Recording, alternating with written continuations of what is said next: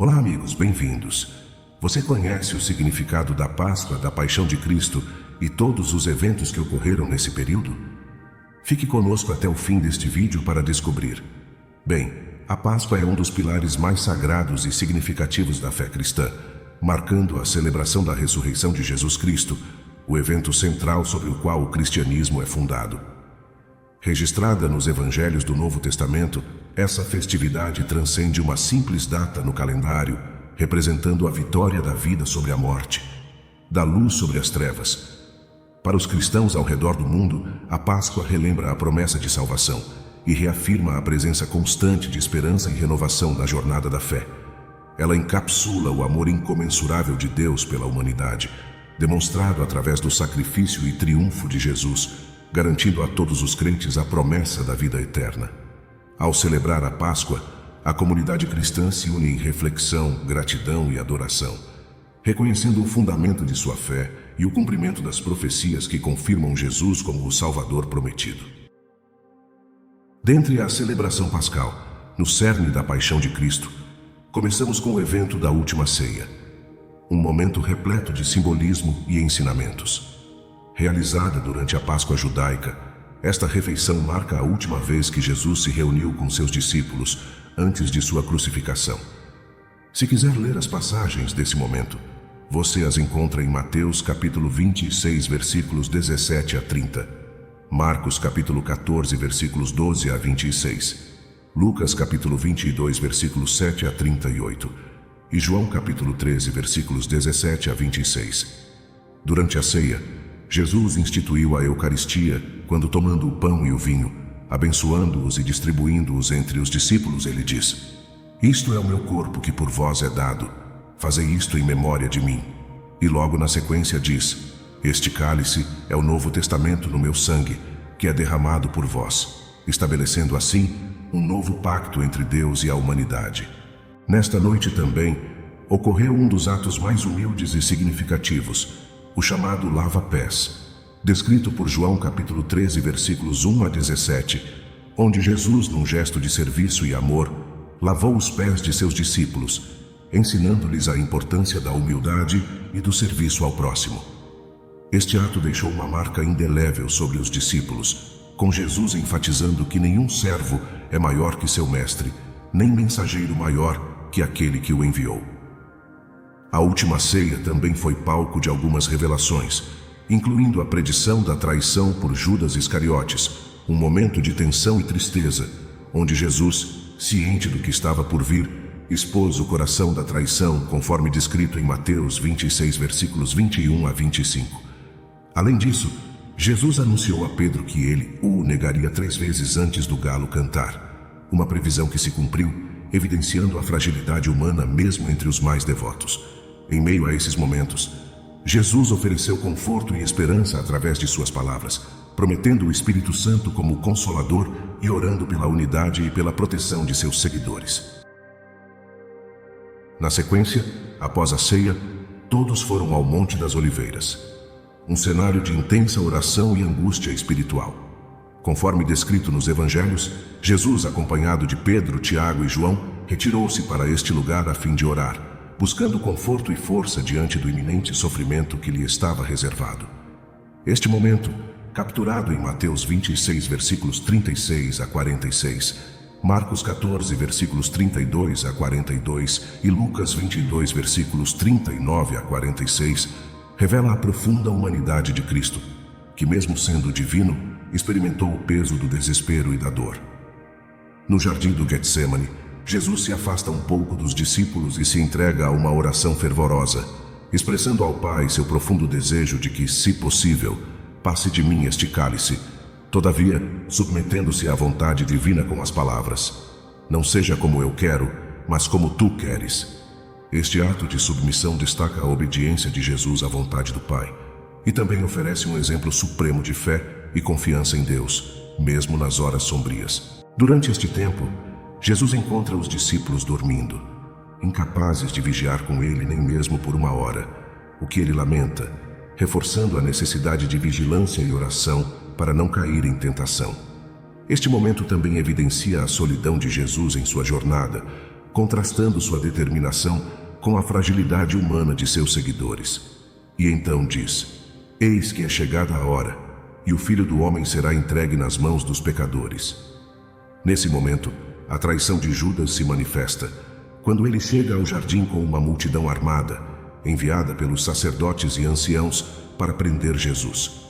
Judas havia combinado um sinal, o beijo, para identificar Jesus aos soldados, culminando então na prisão de Cristo.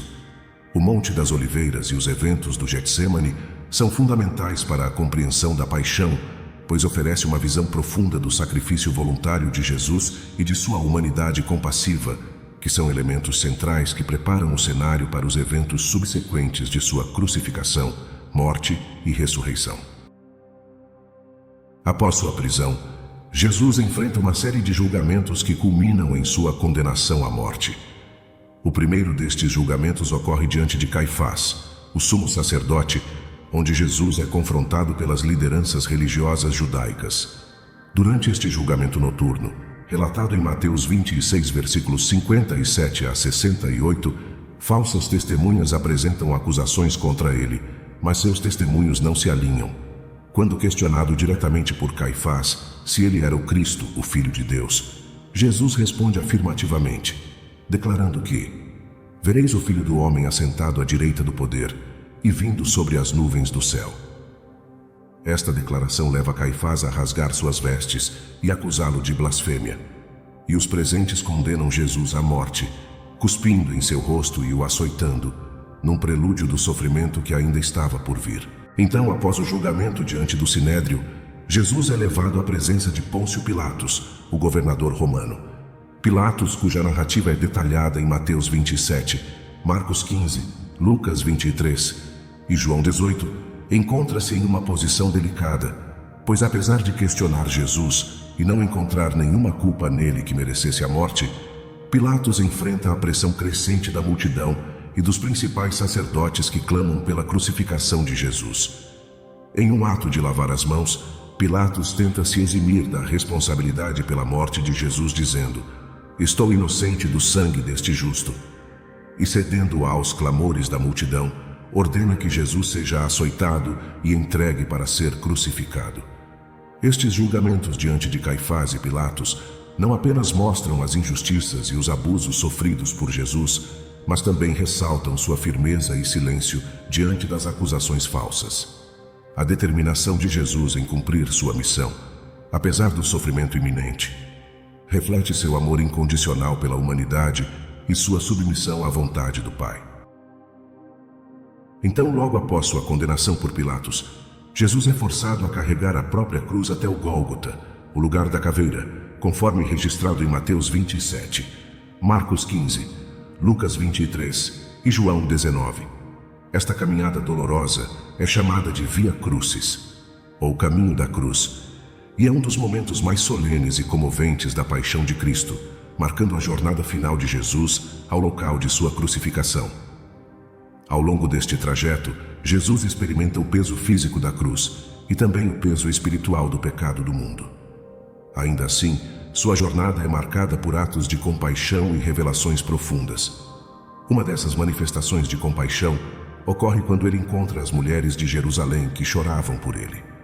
Jesus, mesmo em meio ao seu sofrimento, oferece consolo, dizendo-lhes para chorarem por si mesmas e por seus filhos, antevendo as dificuldades futuras para Jerusalém. Em um outro momento, Simão de Cirene é compelido pelos soldados romanos a ajudar Jesus a carregar a cruz, simbolizando a chamada para todos os seguidores de Cristo levarem suas próprias cruzes e participarem dos seus sofrimentos. A chegada ao Gólgota marca então o início da crucificação, como um método de execução romano brutal e agonizante. Jesus é pregado na cruz, entre dois criminosos, cumprindo a profecia de Isaías, capítulo 53, versículo 12, de que ele seria contado com os transgressores.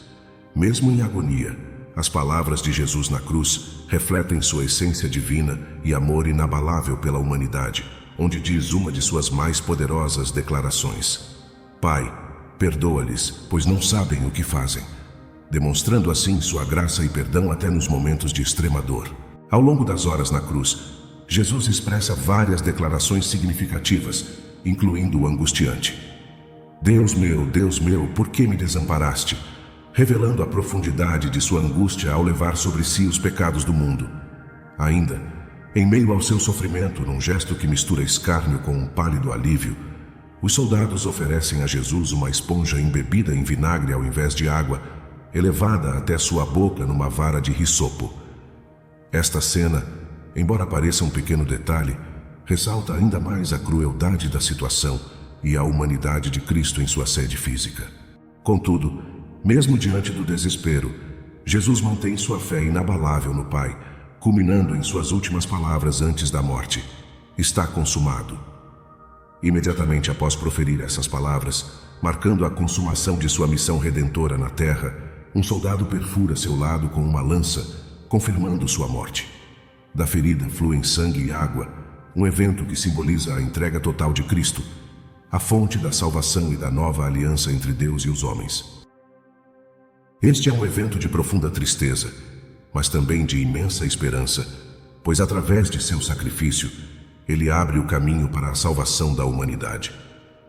O amor e a misericórdia de Deus são manifestados de forma suprema na cruz, oferecendo perdão e vida eterna a todos que creem em seu nome.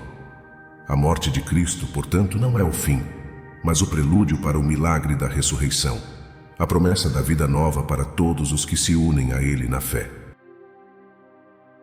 Após sua crucificação e morte, o corpo de Jesus é retirado da cruz e cuidadosamente envolvido em linho por José de Arimateia, um discípulo que corajosamente pede a Pilatos a permissão para fazer isso.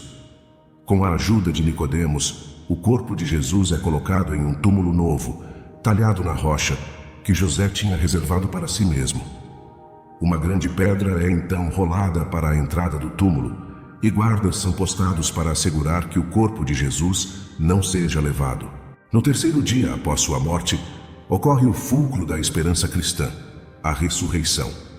Maria Madalena, numa demonstração de amor e lealdade, visita o túmulo ao amanhecer e descobre, para seu espanto, que a pedra fora removida. Enquanto Maria corre para informar Pedro e João, uma cena de profundo mistério e maravilha se desenrola no túmulo. Quando Maria retorna, ela encontra 2 anjos em vestes brancas, sentados onde o corpo de Jesus havia sido colocado. Eles lhe perguntam por que ela chora, e Maria explica que levaram o Senhor, e ela não sabe onde o colocaram, como descrito em João 20, versículos 11 a 13. O anjo então lhe faz uma revelação: "Não temas, pois sei que buscas Jesus, que foi crucificado. Ele não está aqui, ressuscitou como havia dito. Vinde ver o lugar onde o Senhor jazia." Essas palavras cumprem as promessas feitas por Jesus sobre sua ressurreição, demonstrando que ele é verdadeiramente o Filho de Deus, com poder sobre a morte. Nas horas e dias que se seguem, Jesus aparece a várias pessoas, confirmando sua ressurreição.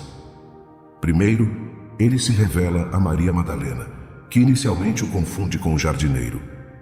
Quando ele a chama pelo nome, ela o reconhece e corre para contar aos discípulos: "Vi o Senhor."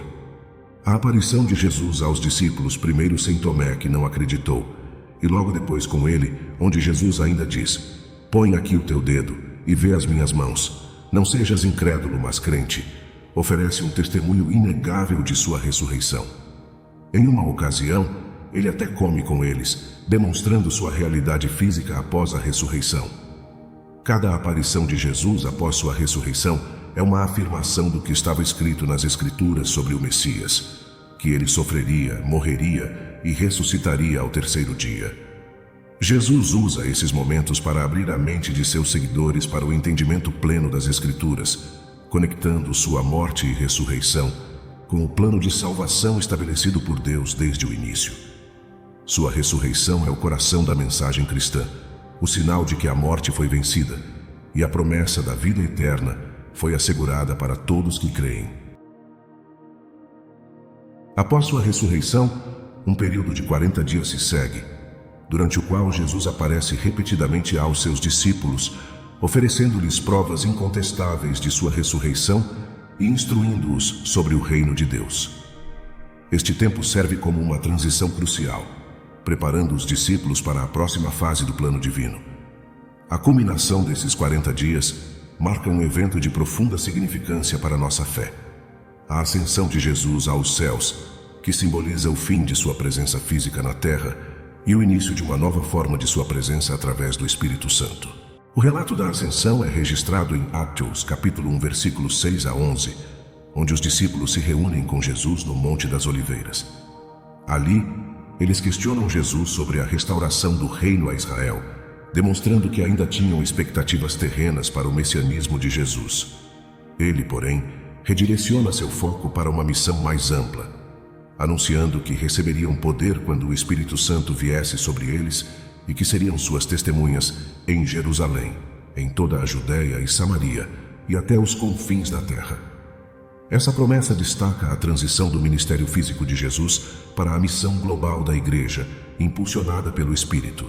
Após essas últimas instruções, Jesus é elevado aos céus e uma nuvem o oculta dos olhos dos discípulos, simbolizando sua ascensão ao lugar de honra à direita do Pai, como afirmado em diversas passagens do Novo Testamento. Enquanto observavam, anjos vestidos de branco aparecem e prometem aos discípulos que Jesus voltará da mesma maneira que o viram subir ao céu, reforçando a esperança cristã na segunda vinda de Cristo. A ascensão de Jesus não representa uma separação, mas uma transição para uma presença espiritual que transcende as limitações físicas. Antes de sua ascensão, Jesus promete aos discípulos o envio do Consolador, o Espírito Santo, que os capacitaria a cumprir a missão que lhes fora confiada. Esta promessa é cumprida no Pentecostes, quando o Espírito Santo desce sobre os discípulos, marcando então o nascimento da Igreja. Ao refletirmos sobre a jornada extraordinária de Jesus Cristo, desde sua paixão, morte e ressurreição até sua ascensão gloriosa, somos convidados a mergulhar nas profundezas do amor incondicional de Deus pela humanidade. Cada etapa dessa história sagrada fundamenta a fé cristã e tece a promessa de esperança e renovação para todos nós. A ascensão de Jesus aos céus não é um adeus, mas um até breve, um prenúncio da maravilhosa promessa de sua segunda vinda, quando ele retornará para cumprir completamente as promessas de Deus, restaurar todas as coisas e estabelecer seu reino eterno. Neste momento de expectativa, os cristãos ao redor do mundo unem suas vozes em oração, ansiando pela segunda vinda de Cristo à Terra, quando a esperança se tornará visão, a fé será vista e o amor divino reinará supremo. Esse anseio pelo retorno de Jesus reflete o desejo profundo por justiça, paz e alegria eternas, promessas que nos foram garantidas por meio de sua vitória sobre a morte e ascensão ao Pai. Convidamos você a explorar mais profundamente os sinais dessa segunda vinda em nosso vídeo, sobre os 7 sinais da volta de Cristo à Terra. Cada sinal nos lembra de permanecer vigilantes, fiéis e cheios de esperança, trabalhando incansavelmente para espalhar a luz de Cristo em um mundo que tanto necessita de sua graça. Se você se sente tocado pela promessa da segunda vinda de Cristo, pela majestade de sua missão e pelo amor inabalável que ele demonstra por cada um de nós, convidamos você a curtir este vídeo e a se inscrever em nosso canal. Ao fazer isso, você se junta a uma comunidade de fé que acredita em Jesus e em sua volta gloriosa e se dedica a viver segundo seus ensinamentos, espalhando amor, esperança e luz por onde passa. A história de Jesus é a nossa história. É uma jornada de fé, é sacrifício, é triunfo. Enquanto aguardamos sua vinda, que nossos corações se encham de amor, nossas vidas reflitam sua luz e nossas ações inspirem bondade. Juntos, celebramos a certeza da sua promessa e a alegria de sua eterna presença entre nós. Venha fazer parte dessa jornada de fé e esperança. Acredite em Jesus, acredite em sua volta e juntos caminhemos na luz de sua eterna glória. Pela vossa atenção, muito obrigado. Que a paz do Senhor esteja com todos vocês.